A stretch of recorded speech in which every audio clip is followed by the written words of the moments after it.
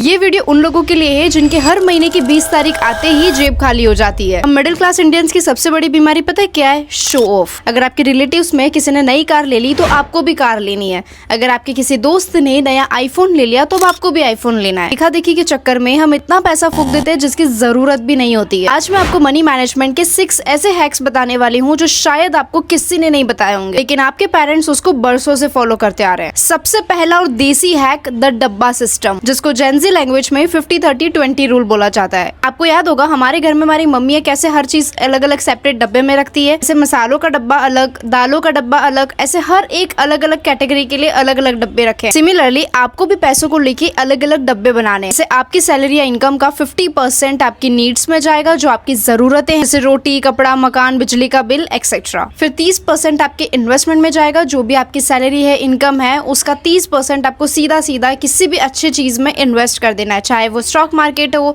FD हो, mutual funds हो या कुछ भी। बाकी का 20% जाएगा आपके मजे के लिए, जैसे बाहर का खाना खा लिया, कभी कभी नेटफ्लिक्स चिल कर लिया, इस तरीके से। अब यहाँ पर ना बहुत सारे लोग क्या गलती करते हैं कि 30% और 20% में मिसमैच कर देते हैं। वो 30% उड़ा देते हैं और 20% इन्वेस्ट करते हैं, एंड इसी वजह से वो लाइफ में आगे जाके कभी भी स्टेबल नहीं हो पाते इन टर्म्स ऑफ मनी, कि वो मैक्सिमम पैसा अपनी नीड्स एंड वांट्स में उड़ा देते हैं। बाकी का जो बचा कुचा है उसके लिए इन्वेस्ट करते हैं। बचेगा तो इन्वेस्ट कर लेंगे, नहीं बचेगा तो नहीं करते। लेकिन आपको आज ये समझ में आना चाहिए कि क्या आपकी नीड्स है और क्या आपके वांट्स, और दोनों में क्या मेजर डिफरेंस होता है। नीड्स वो होती है जिसके बिना आपकी लाइफ नहीं चल सकती, और वांट्स ये होता है कि जो आपकी इच्छाएं हैं, जिनको एक पल के लिए आप नेग्लेक्ट भी कर सकते हो। एंड ट्रस्ट मी, अगर आज आपने नीड्स एंड वांट्स के बीच का अंतर नहीं सीखा तो अगले 10 साल तक भी आप सिर्फ EMI भरते दिखोगे, वो भी एक नौकरी करके। इसीलिए ये रूल बनाओ कि आप 50-30-20 रूल पे चलेंगे। 50% आप अपनी नीड्स को दे दो, बट 30% और 20% के बीच का डिफरेंस समझो। 30% आपको इन्वेस्टमेंट में जाना है एंड 20% आप अपने वांट्स के लिए, अपनी खुशियों के लिए, अपने शौक के लिए रख सकती हो। फिर दूसरा हैक जो एंटी इंपल्स बाइंग होती है, उस पर कंट्रोल करो। मुझे नहीं पता कि आप इस चीज को रिलेट कर पाओगे या नहीं, लेकिन कई बार मैंने देखा है कि जोमेटो या स्विगी किसी भी फूड एप्लीकेशन की नोटिफिकेशन आती नहीं कि 50% ऑफ मिल रहा है,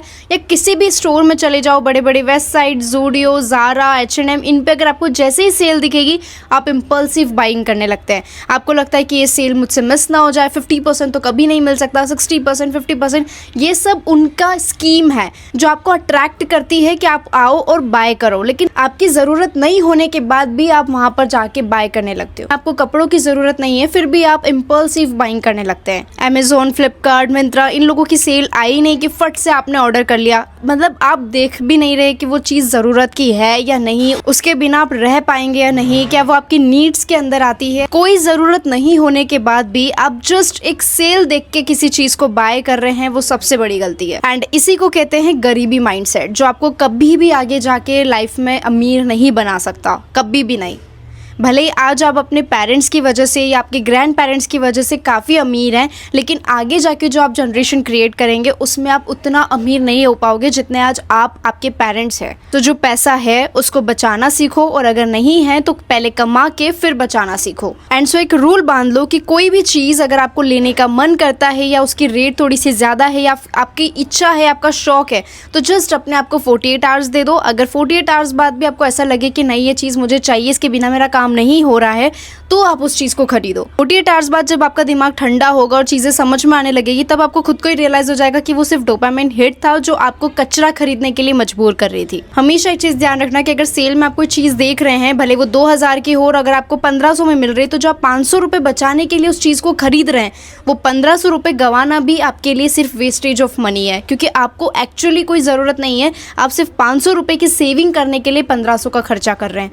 ये चीज हमेशा ध्यान रखना। फिर तीसरा और सबसे बड़ा, क्रेडिट कार्ड का मीठा जहर। क्रेडिट कार्ड कंपनीज हमें कैशबैक्स एंड रिवॉर्ड्स के सपने दिखा के उनके कर्जे में फंसाती चली जाती है। आज हर एक मिडिल क्लास बंदा मिनिमम ड्यू के चक्कर में साइलेंटली बर्बाद होता जा रहा है। क्योंकि देखो, जो क्रेडिट कार्ड का यूज होता है वो कब करते हैं, जब हमारे पास एक्चुअली उस टाइम पे मनी नहीं है। ठीक है, जैसे आज के टाइम पे आपको कोई आईफोन लेना है या कोई नया फोन लेना है और आप सोच रहे कि वो 50,000 का है और मैं धीरे धीरे अपनी सैलरी से EMI भर भर के उसको कंप्लीट कर दूंगा और आज मैं क्रेडिट कार्ड से उठा लूँ, तो ये आपकी सबसे बड़ी गलती है। क्योंकि अगर आपके पास पूरा पैसा नहीं है, ठीक है, आप लोन ले सकते हैं, लेकिन आपके पास उस टाइम पे पूरा पैसा होना चाहिए। जैसे बहुत सारे बेनिफिट्स है चीज़ें लोन पे लेने की भी, लेकिन ऐसा नहीं है कि आपके पास बिल्कुल पैसा नहीं है और फिर आप लोन ले रहे हैं। आपके पास वो पूरा अमाउंट आपके हैंड में होना चाहिए और फिर अगर आप लोन लेते हैं तो वो स्मार्ट बाइंग है।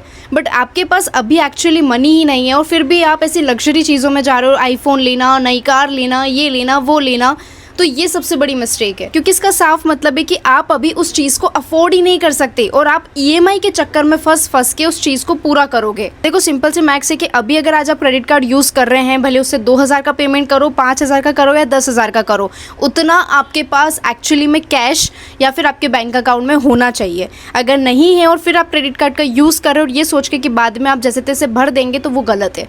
ठीक है, तो क्रेडिट कार्ड का यूसेज आप सिर्फ इमरजेंसी के लिए या फिर जो बड़ी बड़ी कंपनीज में अगर क्रेडिट कार्ड लग के कुछ रिवॉर्ड एक्चुअली मिलता है तो उस चीज़ के लिए रखो। बाकी अगर आप क्रेडिट कार्ड इस चीज़ के लिए यूज़ करें कि आपके पास पैसा नहीं है और क्रेडिट कार्ड आपका पैसा पे कर देगा अभी के लिए, फिर आप बाद में जाके 18 से 36% का इंटरेस्ट दे के उसका पूरा बिल कंप्लीट कर दो, कि तो आपसे बड़ा बेवकूफ़ कोई नहीं है। क्योंकि इस प्रोसेस से हम सिर्फ बैंक को अमीर बना रहे हैं और हम खुद गरीब होते जा रहे हैं। इसके बाद fourth hack, the inflation of life style. Middle class लोगों की पता है क्या बुरी आदत है कि जैसे जैसे हमारी सैलरी बढ़ती है हमें लगता है हमारा ओरा भी बढ़ रहा है और उसके हिसाब से हमें हमारी नीड्स एंड वांट्स को भी बढ़ाना चाहिए, हमारे खर्चे भी बढ़ने चाहिए। जैसे पहले अगर आप ऑफिस ऑटो या मेट्रो से जाते थे तो अब आपको लगेगा कि नहीं, अब मुझे उबर चाहिए, मुझे कार चाहिए, कोई कैब चाहिए। पहले हर हफ्ते आप घर का खाना खाते थे, लेकिन अब आपको वीकेंड में कैफे पे जाना है, हर वीकेंड कहीं ना कहीं बाहर पार्टी करने जाना है, क्योंकि आपकी सैलरी जो बढ़ रही है। एंड इसी पूरे जाल को कहते हैं लाइफस्टाइल इन्फ्लेशन। सिंपल सी बात है, अगर आपने अपनी पुरानी लाइफस्टाइल को मेंटेन करके नहीं रखा आपकी सैलरी बढ़ने के बाद भी, तो आप इस इन्फ्लेशन के चक्कर में भी कभी अमीर नहीं बन पाओगे। क्योंकि अगर आपकी सैलरी बढ़ रही है, इनकम बढ़ रही है, तो वहां पे आप सेविंग्स के बजाय उसका डबल खर्चा करोगे तो फिर क्या बचेगा? तो आप कभी वेल्थ क्रिएट ही नहीं कर पाओगे। इसीलिए आपको ये सोच के चलना पड़ेगा कि आपका इंक्रीमेंट हुआ ही नहीं, एंड एक्चुअली जो इंक्रीमेंट हुआ है उस पूरे अमाउंट को या तो आप इन्वेस्ट कर दो या एसआईपी में डाल दो।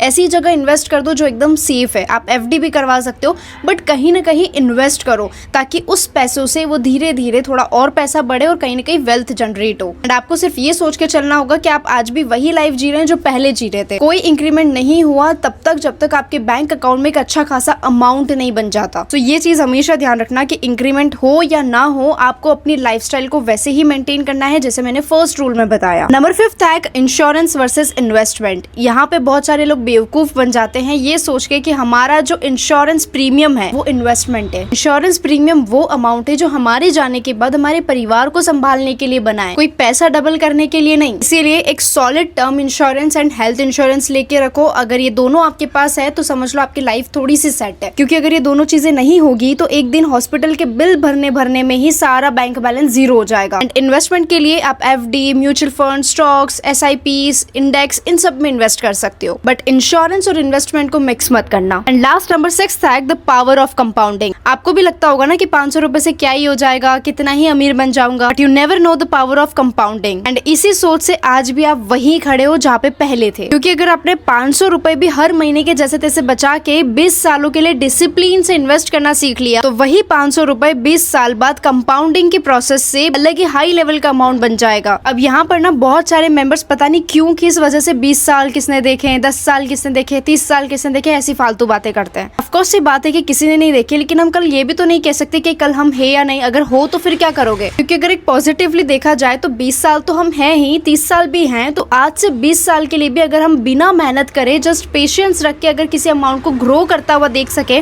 तो क्या बुरा है? आप नहीं तो आपके पेरेंट्स को मिलेगा, आपके पेरेंट्स नहीं तो आपके आगे आने वाली जनरेशन को मिलेगा। आपने वॉरेन बुफे को भी देखा होगा कि उन्होंने सिर्फ 11 साल की उम्र में ही इन्वेस्टमेंट करना शुरू कर दिया था, और फिर उसके बाद क्या हुआ था वो हम सबको पता है। लेकिन हम लोग अभी 20 से 25 साल के होने के बाद भी कोई इन्वेस्टमेंट नहीं है हाथ में, सिर्फ पेरेंट्स के पैसों पे मौज कर रहे हैं। इसलिए प्लीज शुरू करो, चाहे 500 नहीं तो 100 रुपए से भी कर सकते हो, बट करना शुरू करो। एंड हर महीने का 100 रुपए बचाना कोई बड़ी बात नहीं है, क्योंकि 100 रुपए तो आप एक दिन का ही यूं ही उड़ा देते हो, जो जहाँ पे जरूरत भी नहीं होती है। तो महीने का 100 रुपए बचाना it's not a big task, but 100 रुपए भी अगर आपने हर महीने इन्वेस्ट करना सीख लिया डिसिप्लिन के साथ, तो आप शायद अपने आप को एक बहुत अच्छे लेवल पे देख पाओगे। नाउ ट्रस्ट मी, इन 6 हैक्स में से अगर आपने 2 हैक्स भी बहुत शिद्दत से फॉलो कर लिए, जैसे कि फर्स्ट एंड सेकंड वन, तो हर महीने की 20 तारीख को एटलीस्ट जेब तो खाली नहीं होगी। और अगर नहीं ही करना है तो फिर कोई मतलब ही नहीं है, वही रेट रेस में भागते रहो, बॉस की गालियां खाते रहो एंड ईएमआई के बोझ तले दबते रहो। अब चॉइस आपकी है कि वीडियो देखने के बाद डिसिप्लिन बनना है, ये 6 मनी मैनेजमेंट हैक्स को फॉलो करना करना है या फिर वही शो ऑफ वाली गरीबी लाइफस्टाइल में रहना है। कल जो भी एक्शन लेना चाहते हो please let me know in the comment section. मिलते हैं नेक्स्ट वीडियो में, तब तक के लिए थैंक्स फॉर वॉचिंग।